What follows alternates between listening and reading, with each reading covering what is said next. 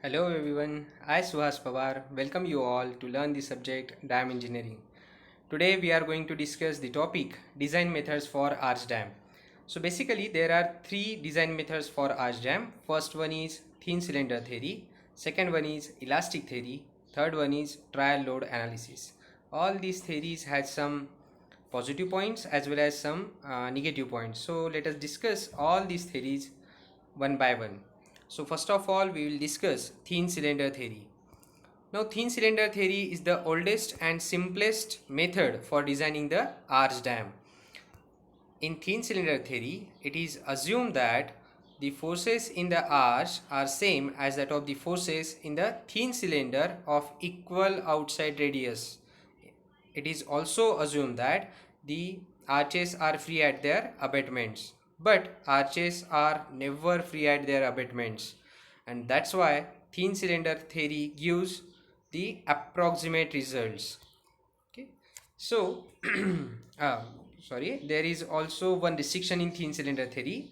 It is that the thin cylinder theory is applicable only for the dam having height less than 30 meter.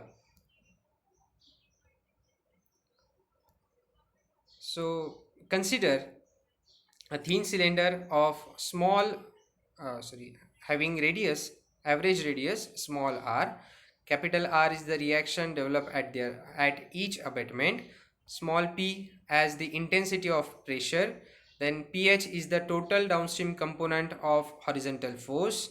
Then small t the thickness of arch ring, and capital L as the length of arch ring.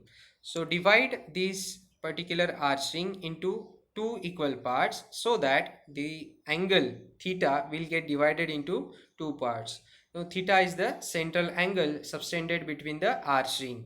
So after dividing this particular figure from Pythagoras theorem, we will get the half length of arch ring as r sine theta by 2 and another half length of arch ring as r sine theta by 2, and that's why capital the value of capital L will be twice r sine theta by 2. Let's move to next page.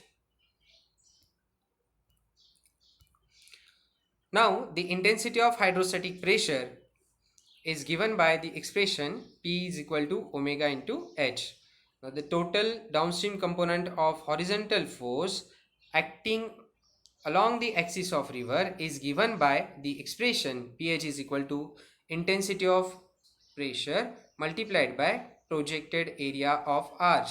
Now intensity of pressure we have already discussed, and its value is omega into H, where omega is the unit weight of water and H is the depth of water. Then the projected area of arch ring is nothing but twice r sine theta by 2. Therefore, finally we will get the equation pH is equal to 2 omega hr into sine theta by 2. If capital R is the reaction developed at each abutments, then its upward component is equal to twice r sine theta by 2.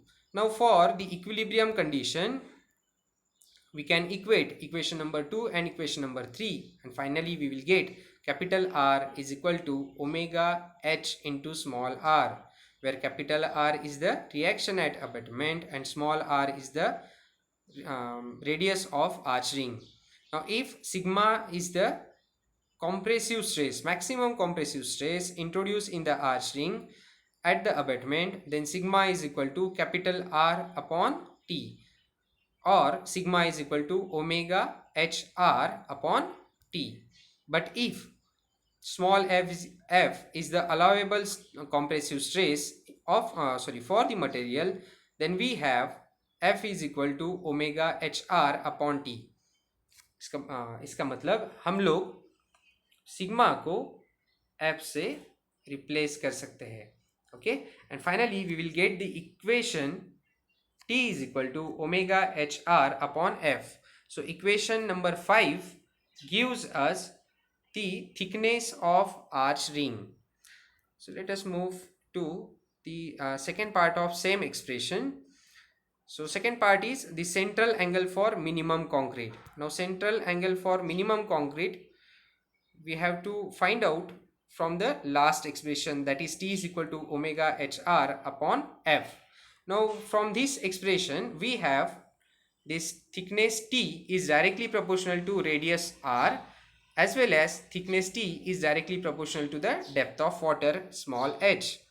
Now for minimum concrete quantity the volume of arch ring should be minimum. मतलब अगर हमें concrete की quantity कम से कम चाहिए तो arching का जो volume है वो भी कम से कम रहना चाहिए, और उसके लिए हम लोग volume of arching find out करते हैं. So by using the expression of volume we will calculate the volume of arch ring. Now volume of arch ring can be calculated by using equation volume of arch ring is equal to length of arch ring multiplied by cross sectional area. Now length of arch ring is given by r into theta and cross sectional area is given by capital A. So we will get expression V is equal to r theta into A.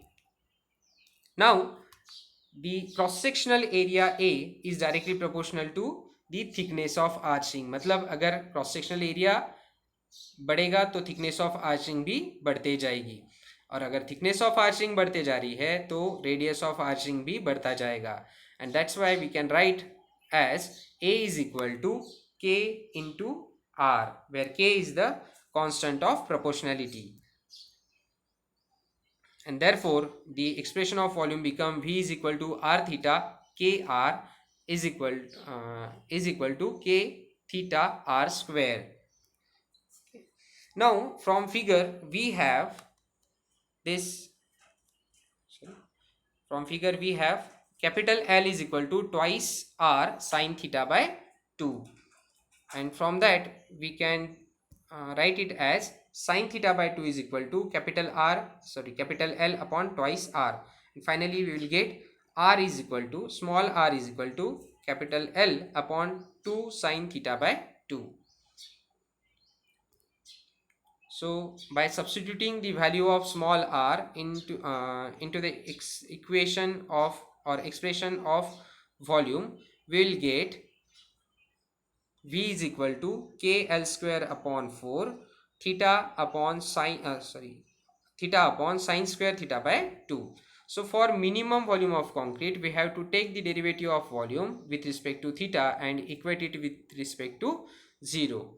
So by taking the derivative of V with respect to theta, finally by taking the derivative, finally we will get the value of theta as 133 degree 34 minutes, and this is the angle for which the volume of concrete will be minimum. But हर जगह पे हर side पे अलग अलग side conditions होने के कारण हम लोग थीटा की वैल्यू 133 डिग्री 34 मिनट्स प्रोवाइड नहीं कर सकते. कुछ अलग साइड कंडीशंस भी होती है कि जिसके वजह से हर जगह पे हमें थीटा की वैल्यू 133 डिग्री 34 मिनट्स हम लोग डिज़ाइन नहीं कर सकते. सो ऐसी कंडीशन में अगर हमें इकोनॉमिकल डैम डिज़ाइन करना है तो in general central angle theta जो है उसकी वैल्यू हम 100 डिग्री से लेके तो 140 डिग्री तक अज्यूम कर सकते हैं या फिर यूज़ कर सकते हैं. सो this is the end of expression. So let us discuss the limitations of thin cylinder theory. Okay. So let us discuss the limitations of thin cylinder theory. First limitation is the arch section are not cylinders, है ना. जो arch section हमारे dam में हम लोग use करते हैं वो कभी सिलेंड्रिकल शेप में नहीं रहते हैं. अगर हम वो आर्च सेक्शन को कट करते हैं तो उसका शेप एक तो हमें रेक्टेंगुलर दिखाई देगा या फिर वो ट्रेपेजोइडल हो सकता है अगर वो स्लोपिंग सेक्शन है तो. So this is the first limitation of thin cylinder theory. Then second is the arch section are not free at their abutments, जो हम लोग ऑलरेडी डिस्कस कर चुके हैं. Third one is there is no provision for considering the shearing as well as bending stresses in arch. So हम लोगों को पता है कि कोई भी आरसीसी का स्ट्रक्चर हम लोग कंसिडर करते हैं तो उसमें शेयरिंग और बेंडिंग स्ट्रेसेस डेवलप हो सकते हैं, लेकिन थिन सिलेंडर थ्योरी में ये दोनों भी स्ट्रेसेस कहीं भी कंसिडर नहीं किए गए हैं. Next is the analysis is on the basis of water pressure only. हमें पता है कि डैम के ऊपर सिर्फ वाटर प्रेशर ही एक्ट नहीं होता, बाकी अदर फोर्सेस भी है जो भी कंटिन्यूसली डैम बॉडी पे एक्ट होते रहते हैं, जैसे कि self weight of dam body, uplift pressure, है ना, then wind pressure, earthquake forces, ये भी फोर्सेस डैम बॉडी पे एक्ट होते रहते हैं. लेकिन थिन सिलेंडर थ्योरी में सिर्फ वाटर प्रेशर ही कंसिडर किया गया है, बाकी कोई भी फोर्स यहाँ कंसिडर नहीं किया गया. Then next is the temperature stresses and ice thrust is also not taken in to consideration ना. टेम्परेचर वेरिएशन के कारण हमें पता है कि कोई भी आरसीसी स्ट्रक्चर में एक्सपांशन एंड कॉन्ट्रैक्शन होता है, एज वेल एज जब आइस डैम बॉडी के कांटेक्ट में आता है तो आइस के वॉल्यूम चेंज की वजह से भी एक्सेसिव स्ट्रेसेस डैम बॉडी पे डेवलप हो सकते हैं. वो भी स्ट्रेसेस इस पर्टिकुलर थ्योरी में कंसिडर नहीं किए गए, तो ये भी इसका एक लिमिटेशन हो गया. Then next is the plastic flow of concrete is also not taken in to consideration. And last one is the stresses due to rib shortening is also not taken into consideration. Now rib shortening means जब abutments का थोड़ा बहुत movement होगा तो may be dam body जो है वो उसमें एक एक्सेसिव स्ट्रेसेस डेवलप हो सकते हैं, and that particular stresses are known as stresses due to rib shortening. और ये स्ट्रेसेस भी थिन सिलेंडर थ्योरी में कंसिडर नहीं किए गए हैं, and that's why the thin cylinder theory has approximate results. Okay, so let us discuss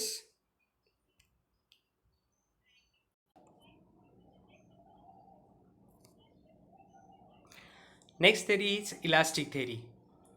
Now in case of elastic theory, many limitations or many drawbacks what we have seen in thin cylinder theory have overcome. जो भी drawbacks हमें thin cylinder theory में हमने discuss किए थे वो लगभग सभी के सभी इलास्टिक थ्योरी में जो है वो ओवरकम किए गए हैं. सो पहला क्या है कि arch ring is considered to be fix at end. जो थिन सिलेंडर थ्योरी में हम कंसिडर किए थे कि arch ring is free at abutment, जो प्रैक्टिकेबल नहीं हो सकता. सो थिन सिलेंडर थ्योरी में आर्च रिंग जो है अभी फिक्स कंसिडर की गई है. Next water pressure, shear stress, bending stresses, temperature stresses, rib shortening stresses, stresses due to shrinkage of concrete, all these stresses or all these variable forces are considered in thin cylinder theory. है ना, जो भी forces हम लोगों ने थीन cylinder theory में consider नहीं किए थे वो सारे के सारे फोर्सेस स्ट्रेसेस इलास्टिक थ्योरी में कंसिडर किए गए हैं. लेकिन फिर भी एक लिमिटेशन जो है वो इलास्टिक थ्योरी में भी आता है, जो पहले भी हम लोगों ने डिस्कस किया था थिन सिलेंडर थ्योरी में. सो क्या है वो लिमिटेशन? वो लिमिटेशन है कि जो भी आर्च रिंग है वो इंडिपेंडेंटली वर्क करती है ना. मतलब each arch ring is considered to be independent of other arch ring above and below. ये भी कंडीशन जो है ये प्रैक्टिकेबल नहीं हो सकती, and that's Y elastic theory has and that's why the elastic theory has results obtained in elastic theory are also somewhat approximate. So let us discuss the last method, that is trial load analysis. Now in case of this trial load analysis is given by USBR. The USBR is nothing but the United States Bureau of Reclamation, and it is the agency which oversees the water resource management in United States of America. So in case of trial load analysis,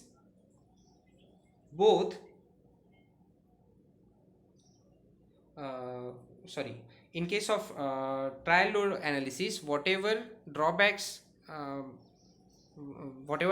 we have studied in thin cylinder theory as well as elastic theory, both theories drawbacks are overcome in trial load analysis. Now both, that is thin cylinder theory as well as elastic theory, are based on the assumption that any horizontal arch ring is independent of other, that is below or above arch ring, which is not practicable, and arch ring are not independent at all. We have already discussed this particular limitation. Now trial load analysis जो है, इसमें हम लोग dam body को दो system में divide करते हैं. फर्स्ट सिस्टम होती है horizontal arch systems, you can see in the figure, and second system होती है vertical cantilever system. So in case of trial load analysis, the dam body is assumed to be made up of two systems. First one is horizontal arch system and second one is vertical cantilever system. The horizontal component of water load is jointly registered by the arch as well as cantilever system. The distribution of load is determined by trial and error method. Now in this theory, the load acting at any point, say at point O, let us assume that this point O on a dam body. Okay. So in this particular theory, the load acting at any point is calculated by analytical method, and for that load the deflection in horizontal arch system as well as the vertical cantilever system is computed. तो हम लोग क्या करते हैं, ये particular method में हम लोग कोई भी एक पॉइंट डैम बॉडी में कंसिडर कर लेते हैं. से point O is that particular point, और ये पर्टिकुलर पॉइंट O पे एनालिटिकली हम लोग फाइंड आउट कर लेते हैं कि यहाँ पे कितना लोड इम्प्लीमेंट हो रहा है.